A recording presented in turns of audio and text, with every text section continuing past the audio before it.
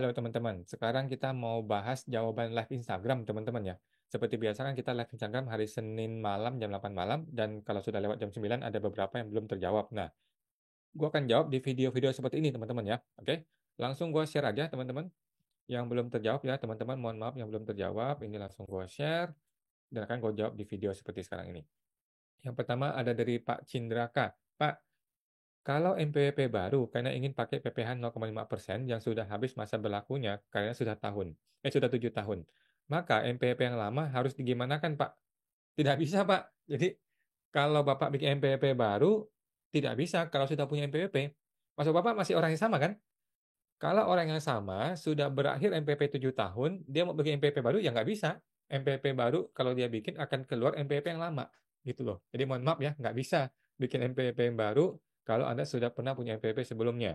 Nah, mungkin maksud dia NPWP istri kali ya. Kalau maksud dia itu NPWP istri atau NPWP anak, ya silakan dibikin NPWP istri atau NPWP anak. Nanti cetaklah suket PP55-nya, dapatkan suketnya. Kalau berhasil 7 tahun, berarti kan bisa tuh. MPP yang lama tetap berjalan seperti biasa. Ya teman-teman ya, MPP yang lama tetap berjalan seperti biasa, tetap lapor SPT tahunan seperti biasa, tetapi omsetnya sudah nol gitu loh. Omset kan nol kan, omset nol bukan berarti lo tidak punya penghasilan ya, kan lo masih punya penghasilan dari bunga deposito, dari mungkin jual tanah bangunan, sewa dan sebagainya gitu. Jadi walaupun tidak ada penghasilan sama sekali, tetap orang perlu lapor SPT tahunan kalau dia sudah punya MPP. Oke? Thank you, semoga teman tuh Pak Cindra. Kita tampung dulu ya, Bapak ya, dan teman-teman semua. Bapak Permadi XX1, Bro Awan, ini adalah acara live yang sungguh-sungguh bermanfaat. Thank you Pak Permadi, luar biasa. Amal selalu telah ada upahnya, percayalah bro. Diberkati sehat selalu, amin. Terima kasih, sama-sama, amin Pak Permadi. Bapak Cindraka, apakah pasti aturan 0,5% sudah akan berakhir 7 tahun dan tidak akan ada aturan baru untuk diperpanjang aturannya? Gini teman-teman ya, gue berani taruhan. Siapa mau taruh sama gue? Kita taruhan Pocari Sweet ya. Bukan 100 juta seperti Alvin Lim ya. Pocari Sweet aja, satu botol, satu kaleng. Gue taruhan, gue yakin pasti diperpanjang. Oke, pasti diperpanjang. Yang namanya aturan kan tinggal diganti. Aturan tinggal diganti, tinggal dibatalkan dengan aturan baru. Atau bikin aturan baru untuk melengkapi aturan lama. Gampang toh. Tinggal niatnya aja. Mau nggak DPR sama pemerintah bikin aturan untuk memperpanjang ini? Kalau gua Menteri Keuangan, hari ini juga gue perpanjang. Gitu ya. Kalau kalau gue Menteri Keuangan atau gue Prabowo atau gue Presiden gitu ya, hari ini juga gue bikin aturan kita perpanjang 7 tahun lagi. Gitu loh. Sesuatu yang sudah dimudahkan jangan dipersulit gitu loh. Sesuatu yang sudah gampang jangan malah dibikin seperti zaman dulu susah gitu kan. Nah, tetap dipermudah, tetap diperpanjang kemudahannya, tetapi mungkin tarifnya dinaikin. Yang harusnya 0,5% dinaikinlah jadi 1%, 2%, bahkan 3% pun orang masih mau bayar. Menurut gua ya, 3% pun orang masih mau bayar. Gitu loh. Daripada mesti pembukuan, bikin PT, CV, atau pakai norma, orang nggak mau. Orang orang Indonesia tuh ya, orang Indonesia tuh punya satu keunikan. Kita ini tidak mau ribet. Orang Indonesia nih ya, orang Indonesia punya ciri khas. Kita tidak mau ribet. Kita lebih memilih bayar lebih mahal sedikit, tetapi nggak mau ribet. Itu deh orang Indonesia nih. Ya. Tetapi ya ada berkah di mana kalau lu bisa bantu wajib pajak lebih mudah, orang bersedia bayar lebih mahal. Itu. Jadi kalau gue jadi Menteri Keuangan atau Menteri Keuangannya punya otak ya, pasti dia akan perpanjang. Gue berani taruhan, gitu ya. Kita tunggu ya bulan Oktober ketika Prabowo sudah dilantik atau November ya. Gue pasti deh, gue yakin diperpanjang. Gue berani taruhan sama siapapun ya, pasti diperpanjang, gitu ya.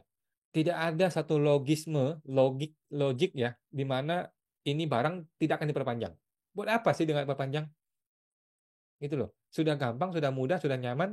Kenapa nggak diperpanjang? Diperpanjang aja, tetapi tarifnya bisa dinaikin, bisa diatur, setting tarifnya kan gampang. Kan tujuan utama negara ini kan untuk dapat pajak kan. Tujuan utama negara ini bukan mau mempersulit warga negara. Betul dong? Iya kan? Tujuan negara kan untuk dapat pajak, bukan buat mempersulit warga negara kan. Nah, supaya penerimaan negara tetap naik, solusi gampang, diperpanjang. Gue yakin sih. Tetapi kita tunggu ya presiden baru ya. Sama teman tuh Pak Cindra. Ini di MK aja masih deg-degan ya. Ada Bapak Permadi XX1, ada Bapak Cindraka, kemudian Bapak Swagono Giri. Om, pajak obligasi tarifnya berapa? Setahu gua 10% Pak ya, kalau obligasinya pemerintah punya ya, kalau nggak salah 10%. apakah obligasi dan sukuk barang yang sama? Sama, Pak. Yang namanya obligasi pemerintah ada sukuk, FR, SR, SBN, SBR, apalah itu punya ya. Pokoknya semua yang diterbitkan oleh negara itu namanya SBN ya, surat berharga negara, itu obligasi pemerintah. Itu setahu gua semuanya PPh final 10% ya, 10% sudah final. Sedangkan obligasi swasta itu berbeda-beda. Kalau obligasi swasta kan itu menjadi seperti apa ya? Seperti deposito tapi swasta gitu ya, itu berbeda. Kalau kita ngomongin obligasi pemerintah, biasanya 10% PPh-nya sudah final, jadi sudah aman. Bunga ya, PPh final atas bunga ya. Semangat teman tuh Pak Om Swagono Giri. Pak Swagono Giri, oke. Kemudian Bapak Kenona Gift. Wawan mau tanya, suami saya kerja di PT sebagai pegawai kontrak. Di kontrak kerja tertulis pajaknya ditanggung sendiri. Itu bayar pajak PPh-nya gimana kok? Apakah sama seperti pekerja bebas? Mohon petunjuknya kok. Oke, sekarang Bapak mesti tanya ke HRD kantornya. Oke, HRD kantornya itu bagaimana mekanisme perpajakannya? Ada dua kemungkinan ya. Kemungkinan pertama adalah si PT itu ketika bayar gaji, dia potong dulu PPh 21. Setelah dia potong, dia bikin bukti potong, dia bayar kepada negara. Oke, jadi PPh sudah dibayar, dibantu bayarin oleh si perusahaan. Itu metode pertama ya. Metode kedua adalah perusahaan bayarin full kepada kita gajinya, kemudian dia biarkan kita yang hitung sendiri. Tetapi ini kurang kurang benar ya. Yang betul adalah si perusahaan akan memotong PPh 21 dan bayarkan ke negara. Gitu. Kalau perusahaan yang bayarin ke negara, ada dua kemungkinan nih. Kemungkinan lu sebagai pegawai tetap, jadi walaupun dia pegawai kontrak ya, tetapi dia bisa diberlakukan sebagai pegawai tetap. Nah, atau dia sebagai pegawai tidak tetap, atau bahkan bukan pegawai, tiga kemungkinan ya. Kalau pegawai tetap, berarti kan ada A1 nanti dapat bukti potong A1, ini sudah clear beres. Kalau pegawai tidak tetap, nanti bukti potong tiap bulan tuh, tiap bulan dan dia perhitung sendiri di SPT tahunan. Kalau bukan pegawai, dia tiap bulan juga dapat bukti potong dan perlu dihitung kembali di akhir bulan, akhir tahun, di SPT tahunan dia, gitu. Hanya pegawai tetap yang nanti akan beres langsung gitu. Oke, semangat teman tuh Pak Kenona Gift. Dan Bapak Kenano Gift, kemudian Bapak Santi Gunawan 39. Kok anak saya punya tabungan 100 jutaan. Mau bikin MPWP dan usaha kuliner di pasar. Gimana lapornya kok? Lalu bagaimana uangnya tabungannya? Apakah akan jadi masalah karena dia belum pernah kerja? Oke. Cara pertama Bu ya, langsung masukin 100 juta dan mengakui ada hibah dari ayah atau ibu. Nanti SPT ayah atau ibu kurangin 100 juta. Gampang, simple ya. Kalau ibu punya punya spare-nya ya. Kalau ibu atau ayahnya punya spare uang 100 juta, ya udah kurangin SPT-nya si ayah 100 juta, di SPT anak yang pertama masukin 1 juta sebagai hibah dari orang tuanya. Solusi kedua, si anak ini ketika bikin SPT tahunan yang pertama kali langsung mengakui punya omset dagang dan langsung mengakui ada profit dari dagang yang nilainya 1 jutaan ini.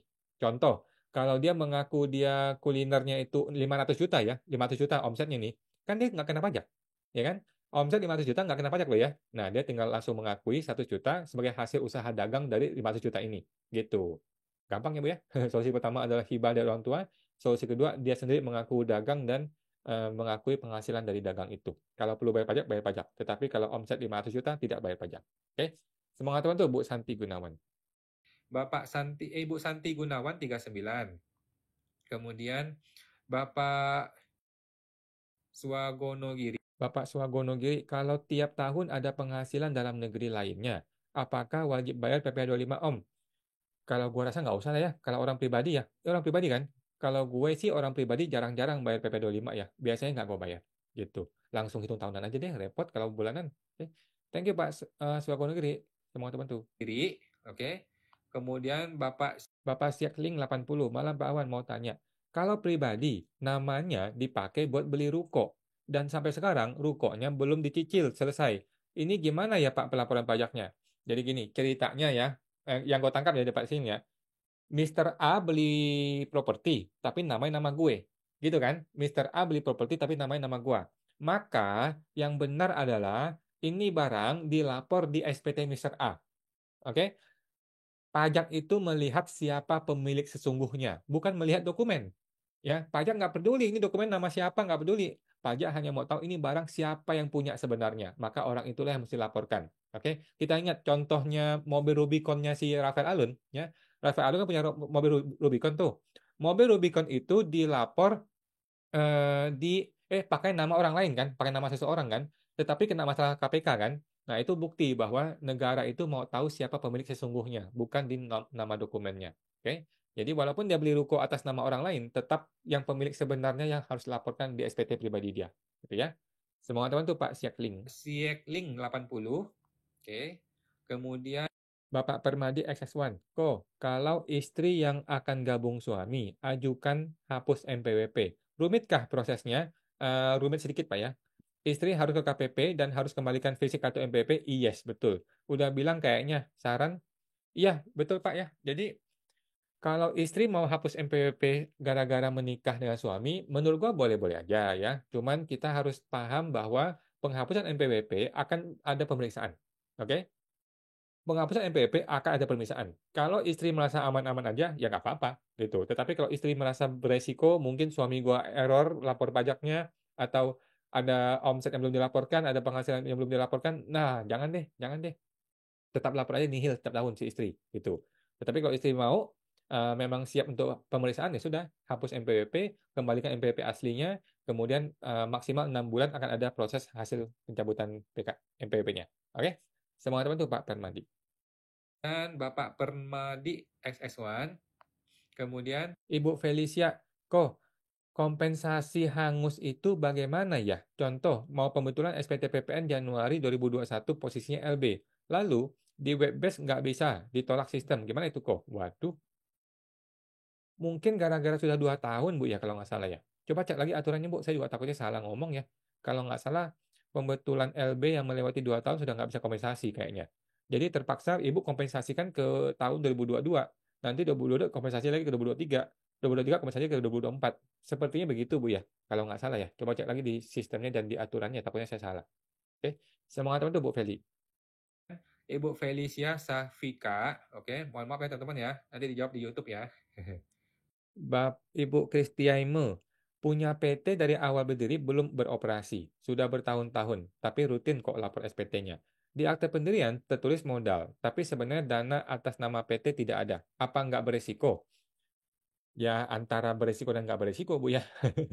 Jadi yang benar adalah ketika PT ini belum dicabut, belum dihapus secara sistem, secara akte, maka di pribadi kita tetap mesti laporin. Ada yang namanya saham di PT, kemudian ada hutang pemegang saham. Di SPT kita nih, pribadi nih, tetap mesti lapor ya.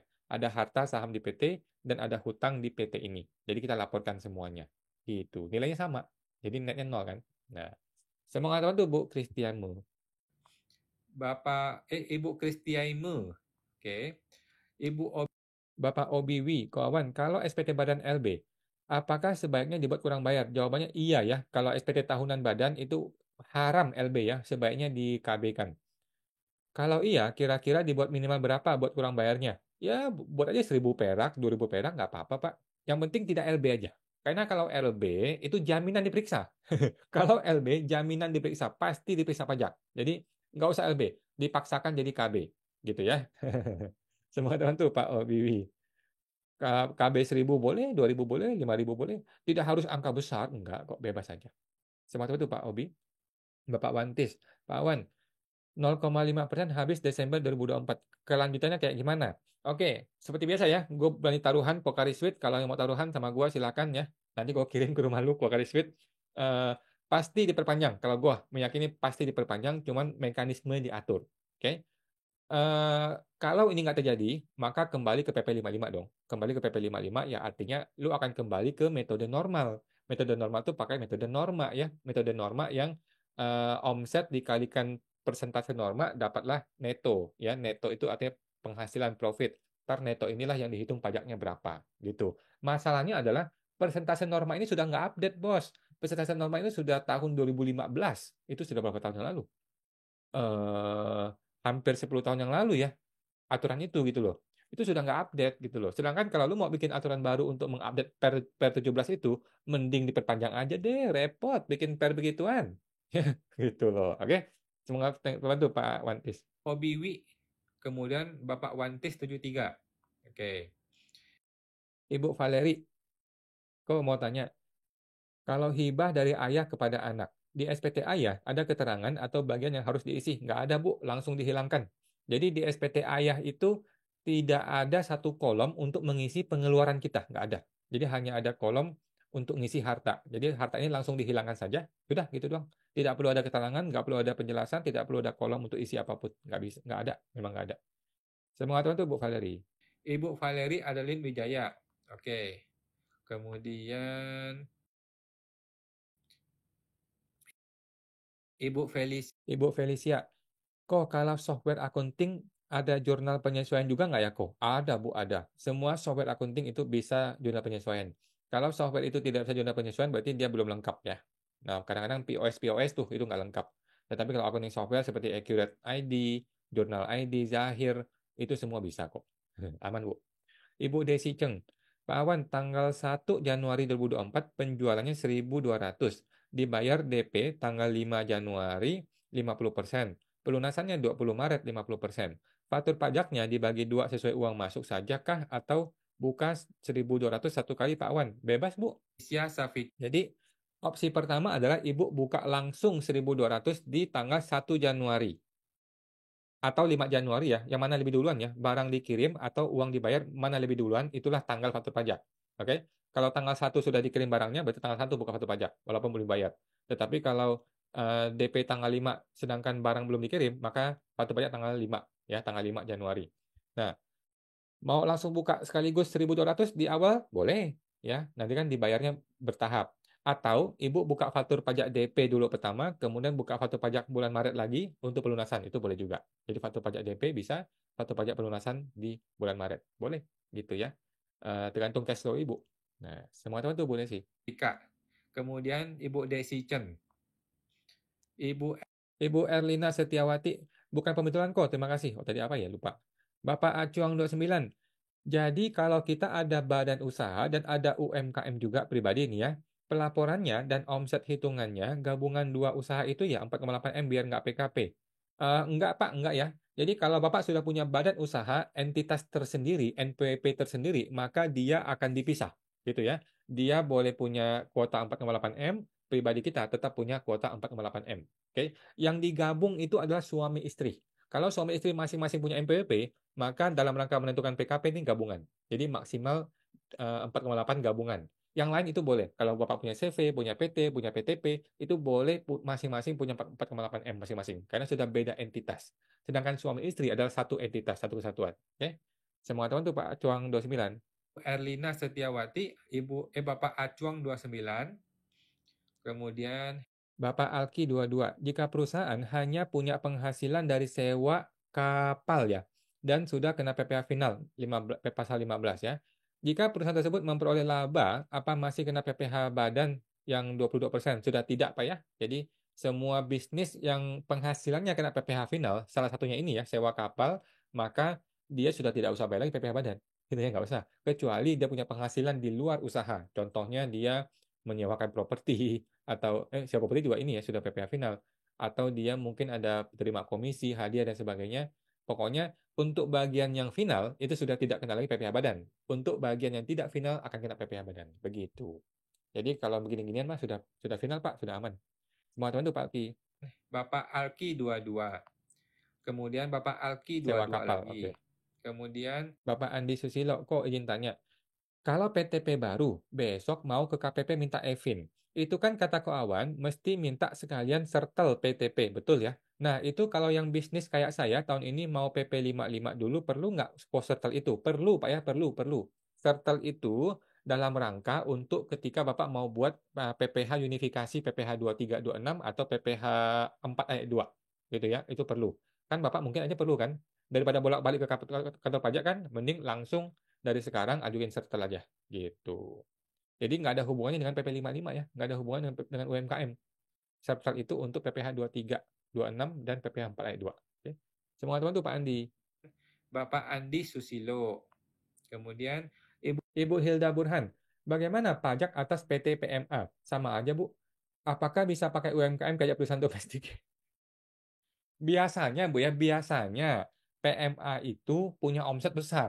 Tidak di bawah 4,8 M gitu ya. Jadi Kalau dia masih omset di bawah 4,8 M, menurut gua boleh-boleh aja pakai 0,5%. Tapi biasanya PMA itu besar, gitu ya. Modalnya aja 10 M kalau nggak salah ya. Modal PMA minimal 10 M kalau tidak salah ya.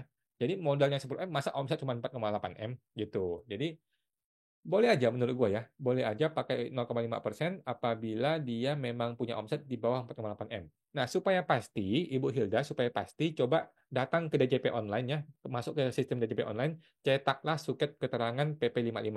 Kalau berhasil cetak, berarti bisa. Kalau nggak berhasil, berarti nggak bisa. Bisa nggak ya? Gue rasa bisa deh. Semua teman tuh, Bu Hilda. Bapak Hianto 55, kawan, apa ada kelas yang offline? Oh, kita belum ada, Pak. Selama ini masih online semua ya. Soalnya kita sampai tengah malam, Pak. Kita itu kalau live coaching ya, Jumat atau Kamis itu bisa sampai jam 1 malam, jam 2 pagi. Pernah loh jam 2 pagi loh. Sampai jam 12 malam, jam 11 malam gitu. Itu hal yang biasa gitu. Mana bisa kita offline kalau malam-malam begitu. Oke?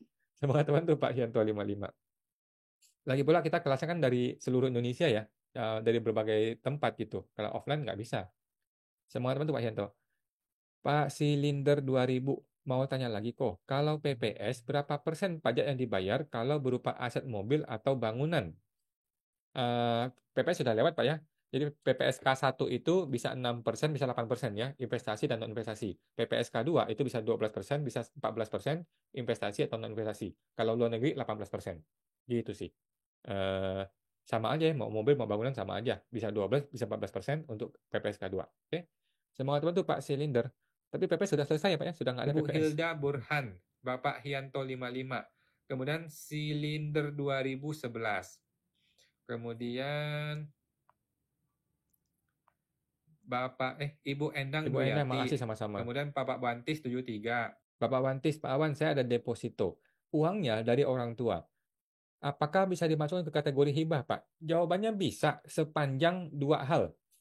Yang pertama, Bapak bisa buktikan bahwa ini adalah hibah. Contohnya ada surat hibah atau ada bukti transfer dari orang tua, ya. Atau deposito itu masih ada sama orang tua juga boleh. Atau pernah ada pergantian nama dari deposito lama ke deposito baru juga bisa. Intinya pembuktian. Yang kedua, sebaiknya di SPT orang tua sudah lapor deposito tersebut tahun lalu. Sehingga tahun ini hilang depositonya, masuk ke Bapak. Gitu ya. Jadi ada dua syarat.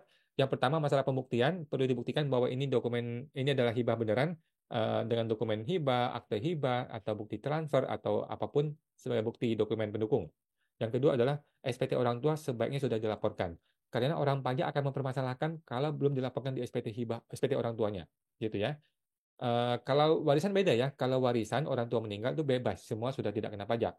Tetapi kalau hibah kan orang tua masih hidup nih, masih bisa dikejar orang tuanya, gitu. Oke. Semoga teman tuh Pak Wantis. Oke, Pak Wantis 73 ini ya. Pak Rival, kalau CV Bapak kok tadi Rivaldi apa ya lupa. ngaku, oke. Kemudian Bapak Andi Basor, Pak Awan, apa bedanya pembukuan dengan pencatatan? Terima kasih. Kalau pembukuan itu menghasilkan 3 laporan penting. Yang pertama adalah neraca, 2 adalah laba rugi, yang ketiga adalah buku besar. Tiga-tiganya wajib kalau pembukuan. Kalau pencatatan itu cuma mencatat aja, gua omset Januari sekian, omset Februari sekian, omset Maret sekian, itu aja dicatat aja gitu, gitu. Tidak ada jurnal. Sedangkan pembukuan ada jurnal. Jurnal itu ada debit, ada kredit. Di neraca itu ada akun-akunnya, gitu. Itu bedanya Pak. Semua teman tuh Pak Andi. Bapak Silinder, kok mau tanya, aplikasi untuk pembukaan UMKM, aplikasi apa yang bagus? Kalau saya Pak ya, pakai Accurate ID. Accurate itu aku Accurate ya. Bapak boleh masuk ke pajaksmart.com garis miring AOL huruf besar ya. Pajaksmart.com garis miring AOL huruf besar. Di situ Bapak bisa dapetin Accurate ID ini gratis 30 hari trial ya kalau mau gitu ya. Oke. Sama teman tuh Pak Silinder. Atau ada lain juga banyak yang lain seperti Bapak eh, Andi, apa tuh? Jurnal ID juga bisa, kemudian Zahir, kemudian Zero Accounting, B Accounting, ada banyak deh. Ya, sama aja, Pak. Sama tahu tuh Pak Silinder. Basor, Ibu Silinder 2011. Kemudian Bapak Ibu Mirayane, bisa nggak minta penghapusan denda kalau selapor sukarela? Nggak bisa, Bu. Nggak bisa. Jadi gini, teman-teman, kita jangan jadi orang memohon-mohon sama orang pajak. Nggak usah. Gitu. Kita bertanggung jawab, gentleman. Kalau gua salah, gua bayar pajaknya, dendanya gua bayar, bunganya gua bayar. Supaya kita bisa jerak. Gitu loh. supaya kita ini bisa jerak, bisa merasa, oh dulu gue salah, gue menerima konsekuensi, gue tidak mau lagi begitu, gitu loh. Ada hukuman, gitu teman-teman. Kalau denda lu dihapuskan, lu akan berpikir, lah dulu gue salah ketahuan sekarang denda dihapuskan, ya gue biarin aja, gue salah lagi, nanti 5 tahun lagi ketemu ketahuan gue bayar, denda dihapuskan lagi. Orang jadi nggak jerak, gitu loh. Orang jadi tidak belajar dari pengalaman, gitu bos, ya teman-teman. Jadi menurut gue kalau memang bisa bayar dendanya. Nggak usah memohon-mohon sama DJP, nggak usah minta ampun. Terima apa adanya, terima kesalahan kita bayar plus denda plus bunga kita bayar. Gentleman, gitu ya. Tetapi pengalaman gue, penghapusan denda tuh bisa diajukan tetapi belum pernah diterima. Itu. Semua teman tuh Bu Mira. Ibu Mira Yeni. Kemudian Bapak Bapak Rido, Ridho makasih sama-sama Pak. Sitorus Oktav. Oke, thank you teman-teman ya. Mohon Oke, teman-teman sudah habis semua ya. Jadi teman-teman kita ada live Instagram hari Senin dan hari Selasa live TikTok ya buat teman-teman yang belum tahu. By the way kita mau promo dulu nih teman-teman. Ini sudah April di hari-hari menjelang bulan Idul Fitri ya, menjelang Idul Fitri kita mau promo buat teman-teman. Kalau lu ada keinginan untuk menjadi konsultan pajak gitu ya, atau lu seorang mantan konsultan pajak, atau lu mantan pegawai pajak atau mahasiswa atau karyawan yang lu pengen punya bisnis gitu ya teman-teman ya. Nah kita mengadakan pelatihan konsultan pajak teman-teman ya. Ini pertama dan satu-satunya di Indonesia. Kayaknya nggak ada lagi kayaknya ya. Makanya kita paling bagus. Oke. PKPP namanya, Konsultan Pajak Pinter ya. PKPP Program Konsultan Pajak Pinter. Teman-teman tinggal gabung ke www.programkpp.com ya. Tadi di sini teman-teman akan belajar cara mengembangkan bisnis lo ya. Bisnis di dunia persilatan pajak akunting sampai lo bisa punya omset miliaran per tahun contohnya ya. Dari dunia ini doang ya. Nah, Eh, nanti di sini kita akan ada komunitas eksklusif teman-teman. Ada komunitas eksklusif PKPP, bisa ketemu gue langsung dan kita ada pelatihan step by step ya setiap hari Jumat. Tapi di bulan Mei nanti di bulan Mei. Dan teman-teman juga akan gratis ke semua program-program gue yang lain. PSTP gratis, akunting UMKM gratis. Kita ada webinar juga gratis semuanya teman-teman ya. Teman-teman tinggal masuk ke website ya www.programkpp.com ya untuk pelatihan bisnis teman-teman yang mau kaya dari dunia persilatan pajak dan akunting ini. Oke teman-teman, sampai jumpa lagi. Semoga terbantu.